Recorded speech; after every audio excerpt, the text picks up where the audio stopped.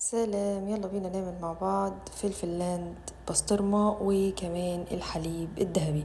اول حاجة هنستخدم خبز النخالة زي ما انتوا شايفين بالشكل ده، وهندهن ظهره اي مادة دهنية عندنا. هنا انا استخدمت نص معلقة سمنة صغيرة، وبعد كده هنحشي نص الساندوتش بس اي نوع جبنة قابلة للدهن عندك، والبطلة هي البسطرمة في الوصفة دي. وبعد كده هنحط بسطرمة متقطعة قطع صغيرة، وبعد كده اي نوع فلفل موجود عندك ورشة من الجبنة الموتزاريلا، ويلا بينا على النار. الطاسة الحلوة ومن غير اي مادة دهنية تكون موجودة فيها، نستنى ان هي تكون سخنة جدا وننقل عليها العيش ونتنيه بالشكل ده. ولازم يكون جنبنا غطا علشان نغطيه بالشكل ده، علشان من جوه الجبنة تسيح والحاجة تستوي.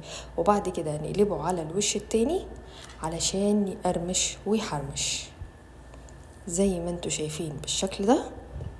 هنغطيه بالظبط، يعني الموضوع كله بياخد 3 ثواني، وينفع فطار وينفع غدا وينفع عشاء وينفع في كل وقت، وطعمه حلو وسهل وبسيط وخفيف. تمام. هكلمكم عن الحليب الذهبي. كل المكونات بتاعته انا هكتبها لكم تحت الفيديو. بيقوي صحة العظام وبيقوي صحة المفاصل، وكمان بيقلل اي التهابات تكون موجودة في الجسم. لازم تجربوا. ما تنسوش الفولو واللايك سبسكرايب، واستنوني في وصفة جديدة، واعملوا سيف للفيديو. باي باي.